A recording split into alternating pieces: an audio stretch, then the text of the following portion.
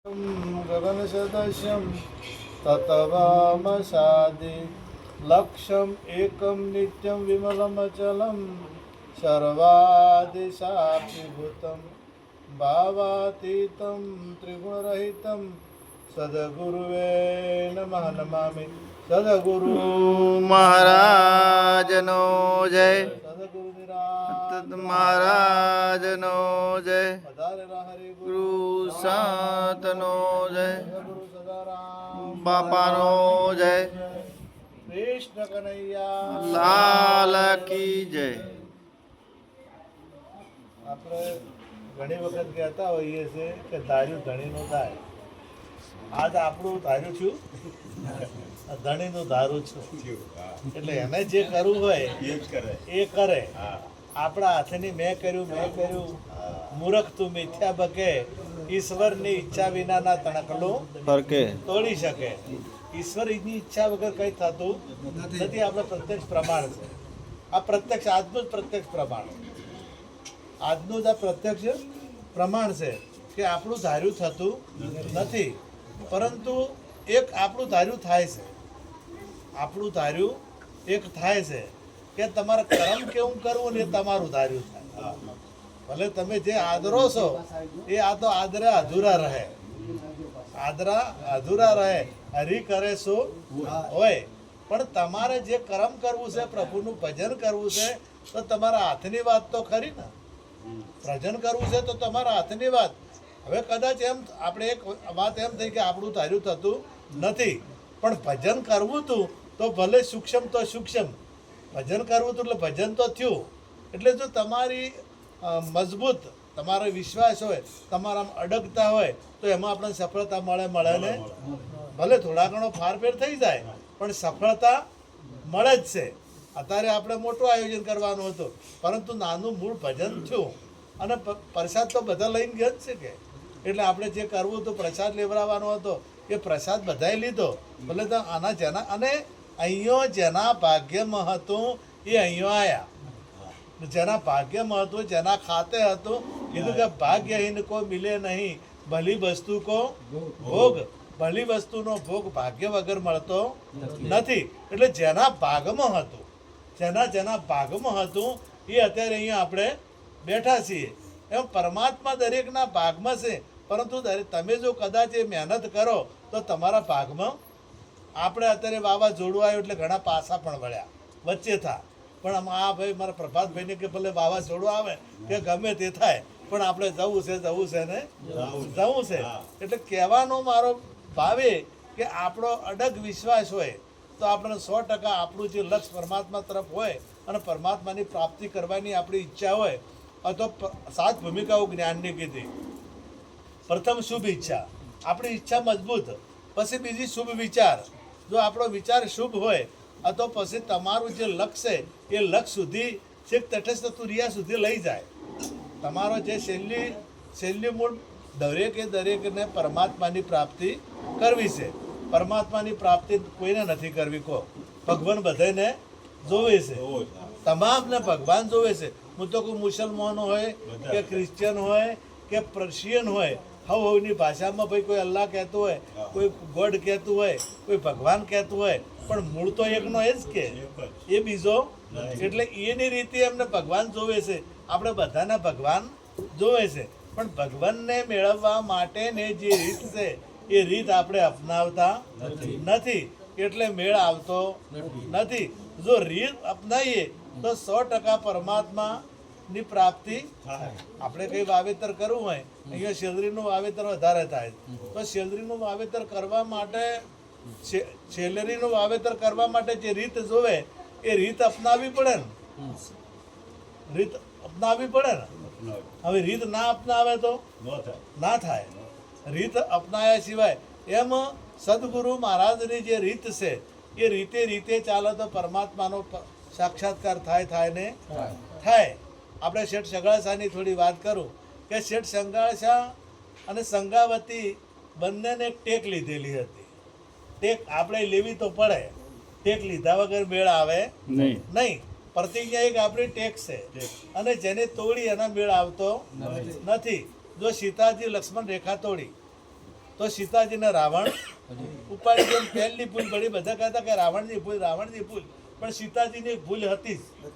પરભારું રૂપ જોયું, હે ભજનમાં ના પાડ્યો, પારકા રૂપ જોઈને મન મત ડગાવી. હવે તો સીતાજી કોનું જોયું? મૃગ કેવું હતું? માયાવી મૃગ હતું. અને એ માયાવી મૃગનું રૂપ જોયું. જો ના જોયું હોત કે મારે ઓનો કંચવો સીવડાવવો છે, જો એ રૂપ ના જોયું હોત તો રાવણ ઉપાડી જ ના જો. હું જો કદાચ તમે એમાં ફસો, આમાં આયા ચેડે, હવે રોમ તો મળી ગયા. હું રોમ મળ્યા છે ને પંચવટીમાં રહેશે. આ પંચને વટીને હે આ પંચનું છે, અને આ પંચને વટીને રહેશે. સીતાને રોમ બે કયો રહેશે? પંચને વટીને. સાથે લક્ષ્મણજી પણ છે, એ પણ છે. કારણ કે એને તમે જુઓ તો એમની પત્નીનો ત્યાગ કરે 14 વર્ષ સુધી. આ 14 આ કેટલાનું છે? 14નું છે. તો 14નો જે હતો એનાથી વિપરીત ક્યારે આવે? ઉપરથી ક્યારે આવે? કારણ કે તમામ જે વૃત્તિઓ છે એ વૃત્તિઓ પરમાત્મામાં જો કદાચ લાગી જાય તો ઉપરથી થાય. તો જે 14ની જે આપણી વૃત્તિઓ જે ભટકે છે, જે જ્ઞાનેન્દ્રિય 5 જ્ઞાનેન્દ્રિયો છે, એ વૃત્તિઓ ત્યાં જ છે, બીજે નથી. અને ઉપરથી પરમાત્મામાં થાય.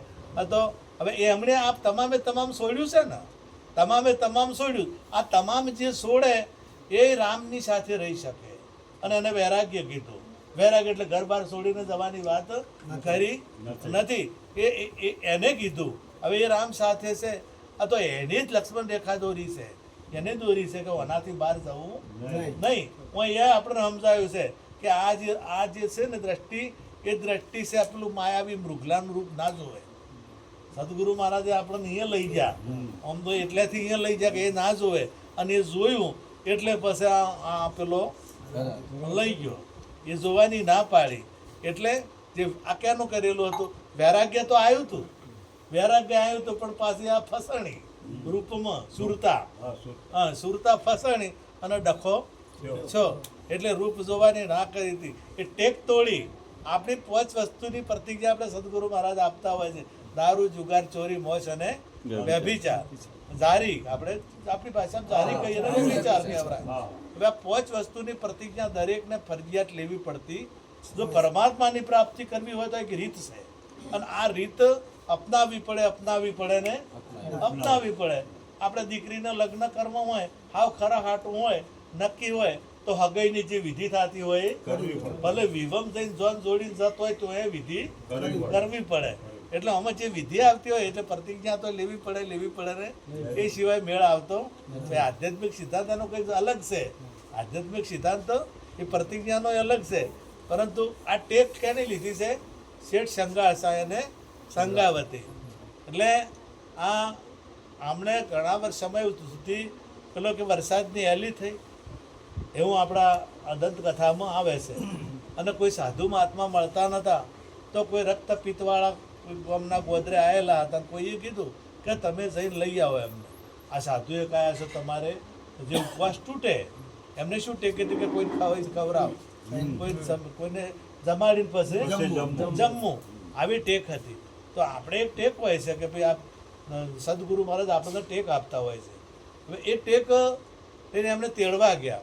એટલે પહેલાં શું કીધું કે હું રક્તપિત્તવાળો છું, એટલે હું ચાલી નહીં શકું, હું ચાલીને આવી શકીશ, તમારે મને તેડવો પડશે. એટલે તમારે ઘેરથી જ પૂછતા હો પહેલું, કારણ કે એવો લઈ જાઓ ઘેર કદાચ ડખો થાય તો, ઘરવાળા નામ મને તો આપણે ઘેરે પૂછવું જ પડે ને અશ્વિનભાઈ.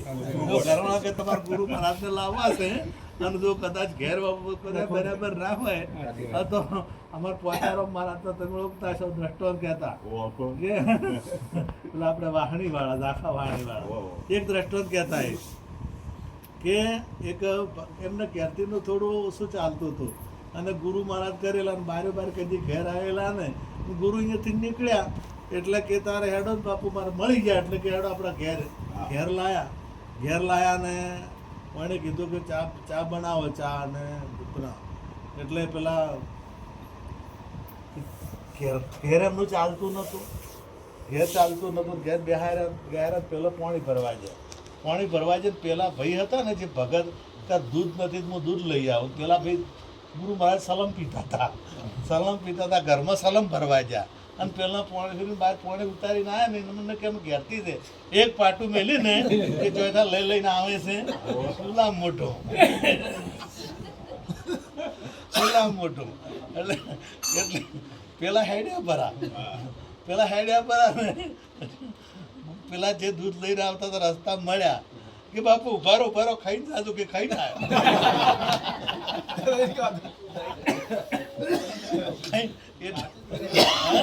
કે હું ખાઈને જ આવ્યો છું કારણ કે પેલી ભાષા તો હોય ને તારા કે જમીન આવ્યો પ્રસાદ લઈને એ તો હારી જ વાપર્યું એટલે કહેવાનો કે આ જો ઘેર ના ચાલે કે પૂછી ના પેલો અને તો એને લઈને આવે કારણ કે હું હેડી ને કહું હવે આ 2 જણા આવ્યા તેડવા તે અને તમારે તેડીને તમે કેવા ગુરુ લાયા બધાને રક્તપિત્ત વાળા આ શાનું છે આ રક્તપિત્ત વાળું છે અને અહીંયા તેડ્યા વગર ગુરુ આવતા પંકજભાઈ આવે ના આવે ગુરુને તેડવા પડે અને તેડ્યા સિવાય કોઈ દાડો આવે જો તમે તેડો ના ને તો તમે આવે આ ભીખુરામને મેં તેડ્યા હતા જ આયા હે આત્મારામ મહારાજને તેડ્યા હતા જ આયા અને તેડો તારા આવે ને એટલે ગુરુ મહારાજને તેડવા પડે હવે તેડીને લાયા ને બસ હવે બસમાં શું કહે છે કે હવે હમ હેડો મને દુઃખ થાય છે અને આયા ચેડજો હમ ના હેડે તો ગુરુ દુઃખ થાય કે ના થાય ગુરુને એટલે હરખું રહેવું પડે અને ના હરખા રહે તો મેળ આવે નહીં એટલે પછી એમણે કીધું કે મારે હું તો આ બધું તમે જે બનાવો એવું ખાતો નથી ગુરુ મહારાજ ના પાડે કે હું એવું ખાતો નથી તો શું જોવે છે હું તો કે કેવો છું પેલા શું કહેવું અઘોરી અંતર અઘોરી હોય સમજાવે બીજો સમજાવે નહીં અઘોરી કેને કહેવાય કે જે ઘોરે નહીં જે ઊંઘે નહીં અઘોરી એટલે જેને અજ્ઞાનતા રૂપી ઊંઘ નથી એને કહેવાય અઘોરી તો પેલા પરે મોની બેઠા છે કે પેલો માખીઓ ખાય અમારે એક ભાઈ આવ્યા ને મારા ઘેર આપણે અહીંયા આવ્યા એટલે કે અમારો ગુરુ તો કે માખીઓ ખોય છે આ મશોરો આપણે પેલી આવે ને એ ખાઈ જાય છે એટલે કીધું એ અઘોરી કહેવાય કે અઘોરી છે અમારો ગુરુ મેં કીધું અઘોરી હાસા તો જે આ જે ઘોરતો નથી જે ઊંઘતો નથી જે સદા જાગેલો છે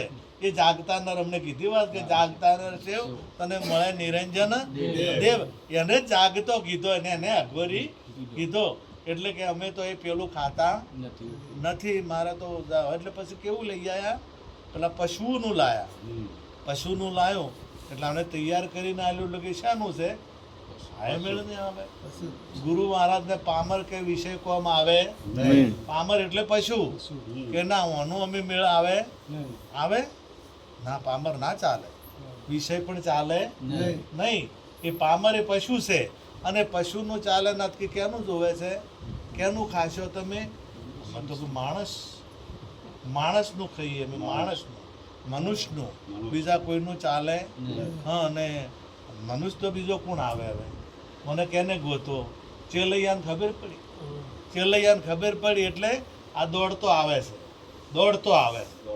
વચમાં ઊભા રાખે બીજા કે ઉભા રહે તું જાય મત ને તને એ મારવાનો છે બોલો શું કહે છે કે ભાગું તો મારી ભૂમિકા લાજે ભૂમિ ન ચાલે ભાર મેરામણ માઝા ના મૂકે ચેલૈયો સત ના ચૂકે ચેલૈયો હોય દોડતો જે ચેલૈયો હોય ને ગમે એમ વચમાં ચાલે ને બીજા પકડે ને પેલા એ ના જવરાય હા એ તો એક આ તો નિવૃત્ત વાળા છે કબીર વાળા છે આ હોય ના જવરાય પણ પેલો ચેલૈયો છે પાછો પડે હા ચેલૈયો એટલે સમજાય છે ને હે ચેલૈયો કોઈ દાડો પાછો પડે નહીં એ દોડતો આવે કે હવે તો ભાગું તો મારી ભૂમિકા લાગે મારી ભૂમિકા કઈ છે અને હું શિષ્ય બન્યો છું હું સેવક છું અને અહીંયા હું બીજો કોણ આપે તાર બીજું મારે જે માગે માથું માગે તો માથું આપવું છે એને કહેવાય ચેલૈયો અને એ કોઈ દાડો પાછો પડે નહીં હવે આ દોડતો આવ્યો એટલે મને શું કર્યું છે મસ્તક ઉતારી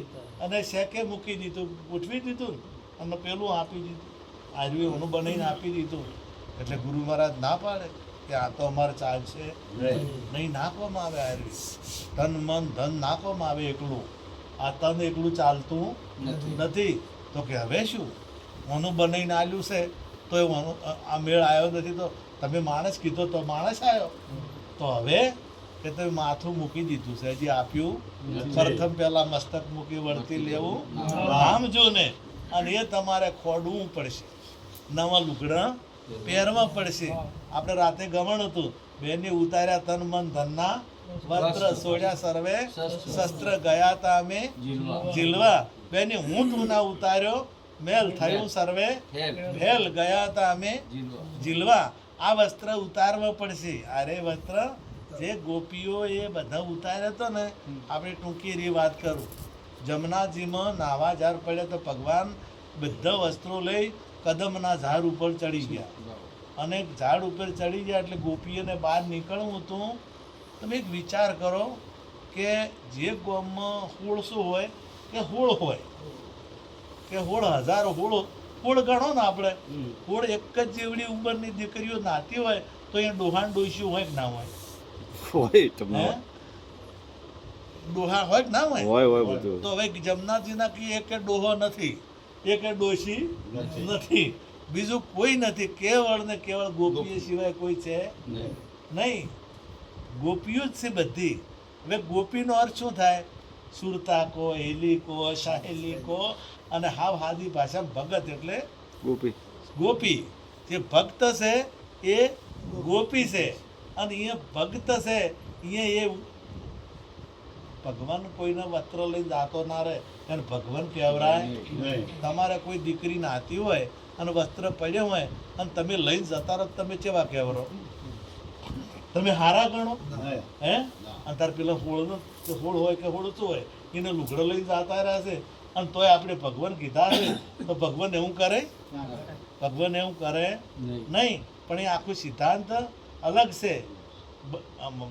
ગોપી એટલે તમામે તમામ ભક્તની વાત છે, અને જેને તન મન ધન રૂપી વસ્ત્ર ઉતાર્યું છે, તન મન ધન રૂપી વસ્ત્ર ઉતાર્યું છે. હવે બહાર નીકળવું છે, પણ શહેરમાં કઈ રીતના નીકળે? નીકળાતું નથી. એટલે પરમાત્મા કૃષ્ણ ઝાડ ઉપર બેઠા બેઠા શું કહે છે કે હાથ ઊંચા કરો, આમ ન ઉભા રહો, એવું કહે છે. ગુરુ મહારાજ કહે છે કે હવે તમે આપી જ દીધું છે, તો હવે પાછું રહેવાનું નથી, એટલે આપી જ દો બધું. હવે એક કદમ એટલે વચન થાય, કદમનો અર્થ પગ થાય, પગનો અર્થ ચરણ થાય, ચરણનો અર્થ વચન થાય, અને વચન ઉપર ઉભા રહીને ગુરુ મહારાજે તન મન ધન રૂપી વસ્ત્ર લઈ લીધા છે. આ વસ્ત્રો લીધા છે, બીજા વસ્ત્રની વાત નથી, પેલા લુગડાની વાત હારે નથી.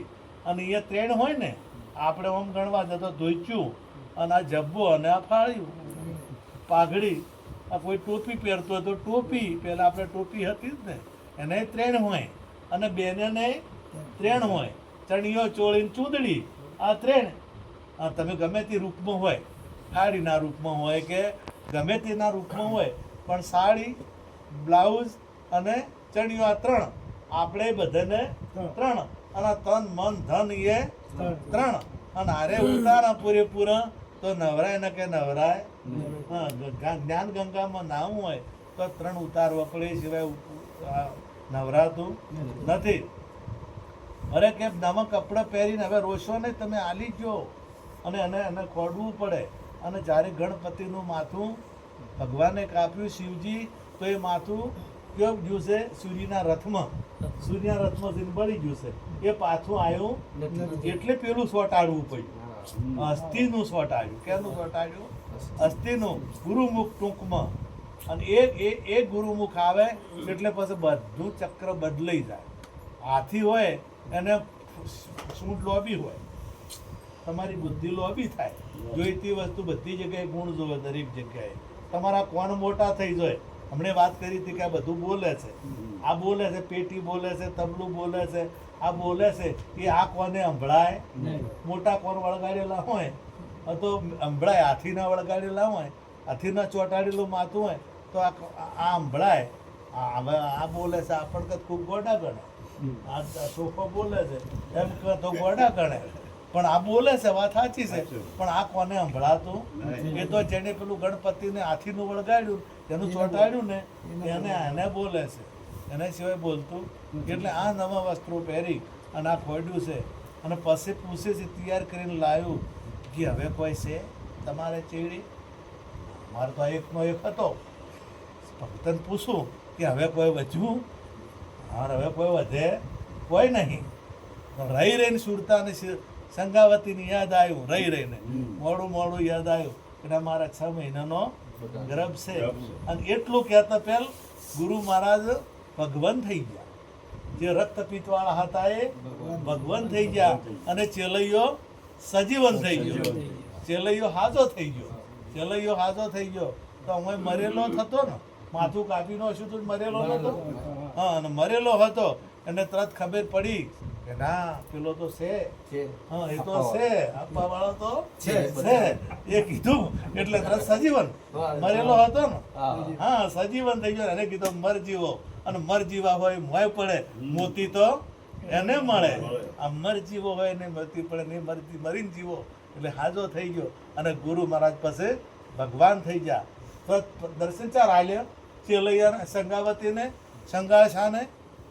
જ્યારે ચેલૈયો જ્યારે કીધું સંગાવતી કે મારા 6 મહિનાનો ગર્ભ છે, અને એ કહેતાની સાથે જ ચેલૈયો તરત સજીવન થઈ ગયો. અને જે રક્તપિત્ત વાળા ભગવાન હતા, સાધુ હતા, એ પરમાત્માનું સ્વરૂપ ભગવાન બની ગયા. એમ જે સદગુરુના શરણે જાય એના માટે આ ઘટના ઘટે ને દરેકના જીવનમાં ઘટના ઘટે. એકલા ચેલૈયાને એકલા સંગાવતીને નહીં ઘટ્યા. તમારા જીવનમાં તમે સદગુરુ મહારાજના શરણે જશો તે દાડે આ ઘટના ઘટશે. અને આ ઘટના ઘટશે તે દાડે તમારા વૈરાટ સ્વરૂપમાં પછી એ તમારી સામે ઊભો હશે.